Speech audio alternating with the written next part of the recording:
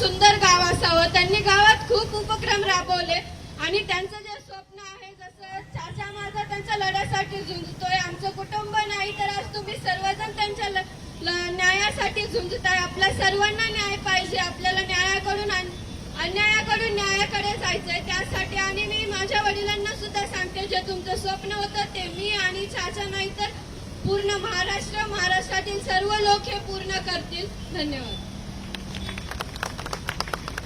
संतोष भैया अमर रहे,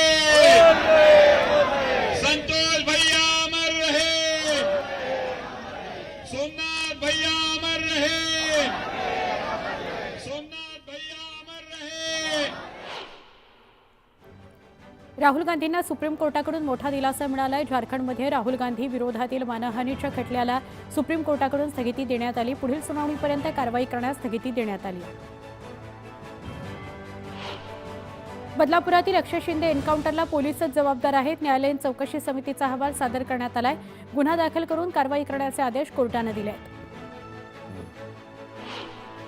संतोष देशमुखांच्या हत्या प्रकरणामध्ये नवीन माहिती समोर आली आहे। देशमुख यांची हत्या होण्यापूर्वी एक दिवस आधी घटनेतील आरोपींनी बीडमधील तिरंगा हॉटेलवर जेवण केल्याचं समोर आलंय। याच हॉटेलवर आरोपींनी देशमुख यांच्या हत्येचा कट रचल्याचा खुलासा हॉटेल मालकाने केला। संतोष देशमुख हत्या प्रकरणात खंडणीतील आरोपी वाल्मिक कराडला एसआयटी कोठडी सुनावण्यात आली आहे। त्याच्या जामीन अर्जावर केज न्यायालयामध्ये सुनावणी पार पडणार होती, त्यामुळे कराडला जामीन मिळणार की 23 तारखेला त्याच्या संदर्भातली सुनावणी होईल असं समोर आलंय।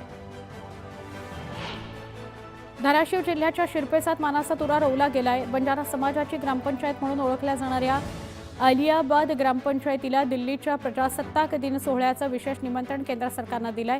पर्यावरणाच्या दृष्टिकोनातून आलेल्या कार्याची दखल घेत तत्कालीन राष्ट्रपतींच्या हस्ते या अगोदर या ग्रामपंचायतला पर्यावरण विकासरत्न पुरस्कारानं सन्मानित करण्यात आलं। धाराशिव जिल्ह्यातील ग्रामपंचायतीला पहिल्यांदाच एवढा विशेष मान मिळाला आहे। पर्यावरणाच्या दृष्टिकोनातून केलेल्या कार्याची दखल घेत तत्कालीन राष्ट्रपतींच्या हस्ते याआधी ग्रामपंचायतीला पर्यावरण विकासरत्न पुरस्कारानं सन्मानित करण्यात आलं।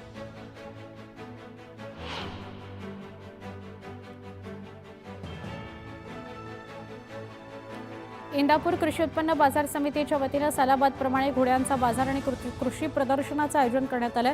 बाजार समितीच्या घोडे बाजारात घोडे आले असून त्यांच्या सजावटीसाठी लागणारी दुकानंही सजली आहेत।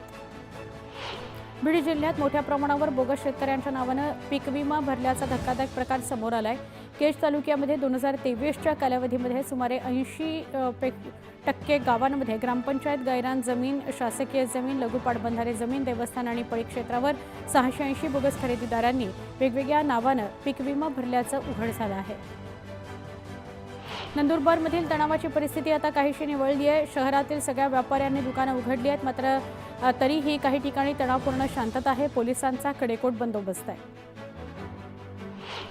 कर्नाटकातील महात्मा बसवेश्वर यांच्या पूर्णाकृती पुतळ्याची विघ्न संतोषी लोकांनी विटंबना केल्याप्रकरणी उमरगा शहरात कडकडीत बंदची हाक देण्यात आली। वीरशैव लिंगायत समाजाच्या वतीनं बंद पुकारण्यात आला। विविध औषधोपचार केल्यानंतर बुलडाण्यातील केसगळतीच्या रुग्णांमध्ये घट झाली आहे। केसगळती झालेल्यांना पुन्हा नव्यानं केस येण्यास सुरुवात झाली आहे। औषधोपचारांना सकारात्मक प्रतिसाद मिळत असल्याची माहिती तज्ज्ञांनी दिली आहे।